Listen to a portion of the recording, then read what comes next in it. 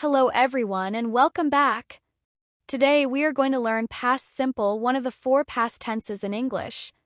The four past tenses are past simple, past continuous, past perfect, and past perfect continuous.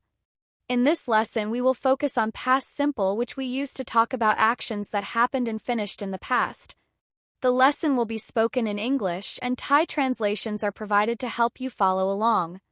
You can also turn on closed captions or CC to read the English subtitles. Let's get started. Past simple is used to talk about actions or events that happened in the past and are now finished. We often use time expressions such as yesterday, last night, last week, last month, or ago. The basic structure is subject plus verb 2 plus object. For example, I visited my friend yesterday.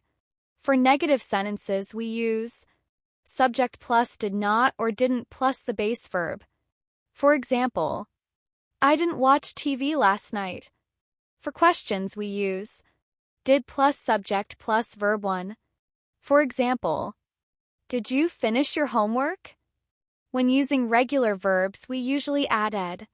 For example, play becomes played, work becomes worked, and study becomes studied. Now let's look at some examples. Let's read some past simple examples together.